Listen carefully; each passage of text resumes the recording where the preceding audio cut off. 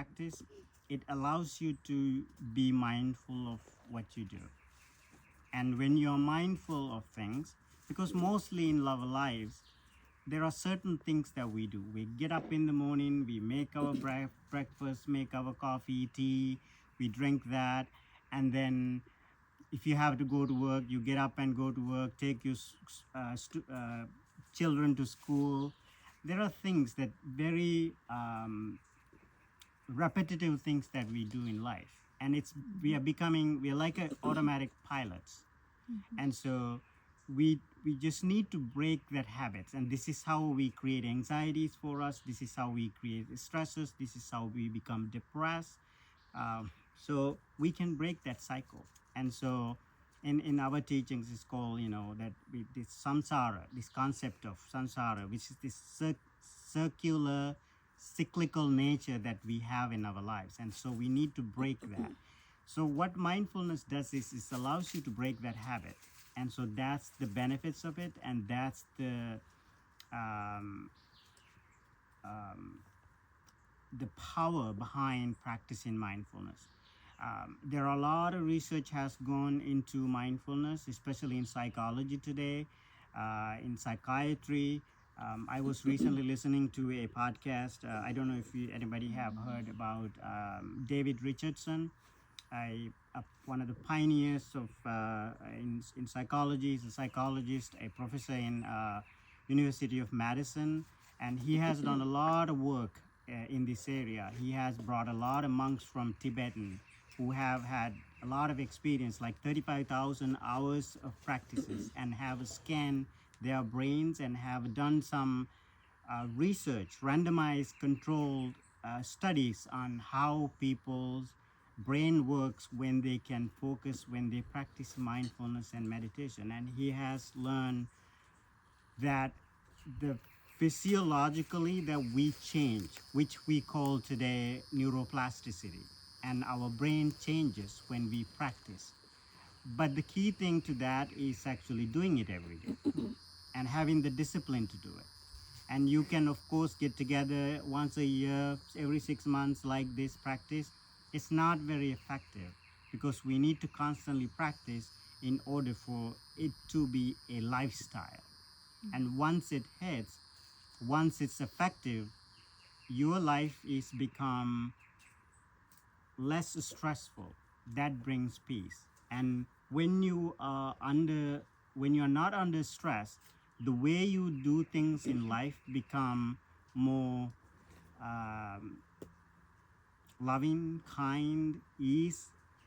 You are in peace a lot, and so it affects everybody. And for example, let's say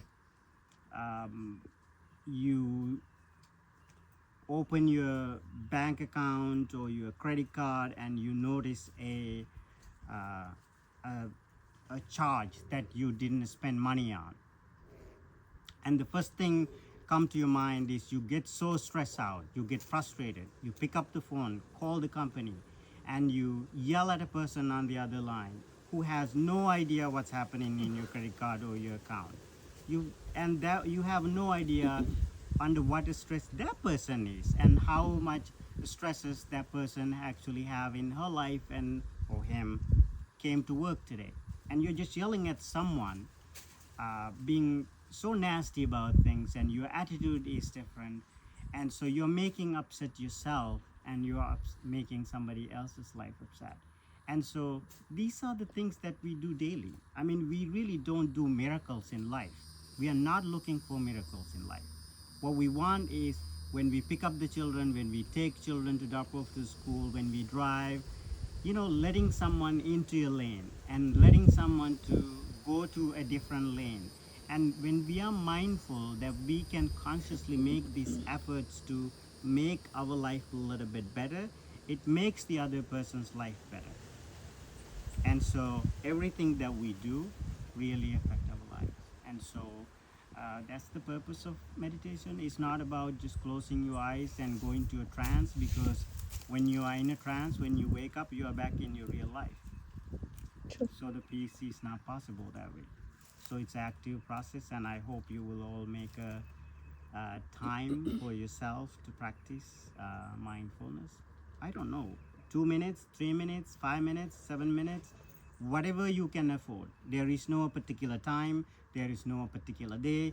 You don't need a guru telling you what to do. You don't. And sometimes we have a shrine, we have a cushion, we have a yoga mat, we have this and that. The last thing we do is we don't sit down to practice. So do it before you get out of bed. Take a minute or two, take a deep breath and say affirmation. This is going to be my peaceful day. And that was the message behind the walk. So set your intention and then let that run. And so I saw this old man, and he was telling me, 75 years old, so much anger, frustration, and said that his wife is so afraid that he might actually do something to her because he gets into this rage.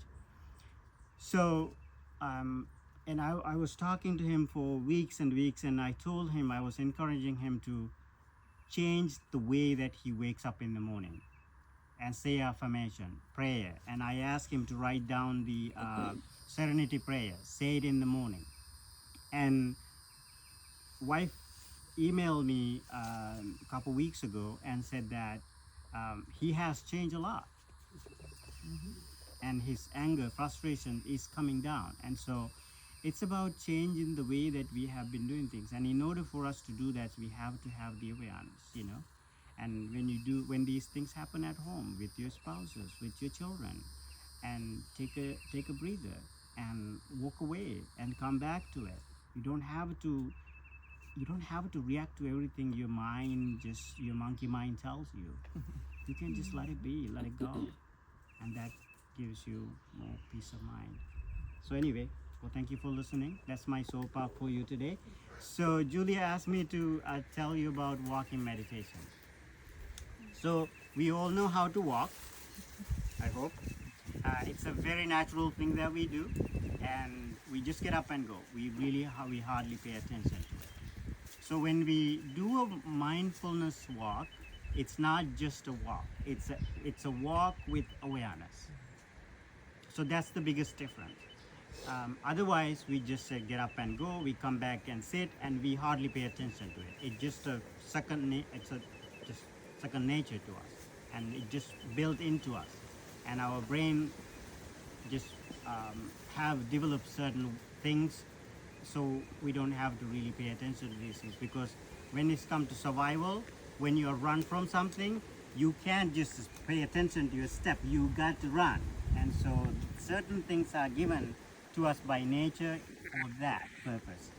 So when we pay attention, what we do, when we practice awareness, what we do is we pay attention to these things that actually we naturally do without thinking. So I remind people to pick your pace, whatever the pace you want, because when you slow down, you tend to fall. So pick a pace that you are comfortable with.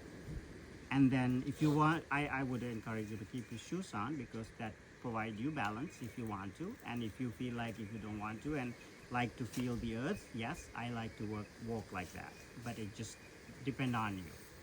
And then as you walk, I ask where you look at, where you keep your hands, wherever they are comfortable.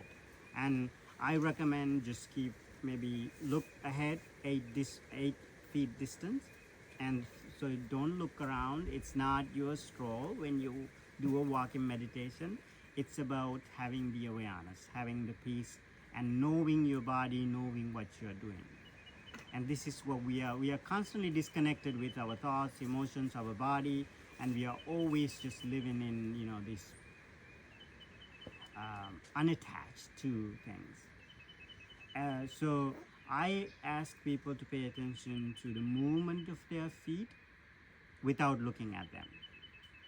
For example, as you lift your foot, knowing that you're lifting it and you're bringing it closer, and then you're moving away from your body, knowing that movement, lifting and moving. And then as you land, knowing that you are landing, touching, lifting, moving, touching, lifting, moving, touching. That could be your mantra. So pay attention to the every step of the way. If you come to a full stop, knowing that you are stopping, and if you are taking a turn, knowing that you are turning, and knowing how you're feeling in your body, and understanding, having the awareness of every step of the way. And so the pace really doesn't matter how fast you walk. It really doesn't matter. There are drivers who walk. There are drivers who drive fast. They still get there safely. There are drivers drive slow. Still get into accidents. So it just depends. And so it's your skill set, how your awareness works, and how much you are connected to what you do. That's what's going to provide you the full experience, and that's how you're going to find the peace and um, with anything in your life, but just in walking meditation too. So that's what I would do, and that's what the monks did over there when they walked. I went to see them, and I hung out with Aloka and Bante Panyakara, and so it was a great experience for me too. And I hope you will all continue to work on in your heart your peace each day, and pick your each day as this is my peaceful day, and start to spread it to the world and share it with others. Thank you for allowing me to come here and talk to you. Thank you for being here. Thank you. We thank you. Thank you so Thank you. much.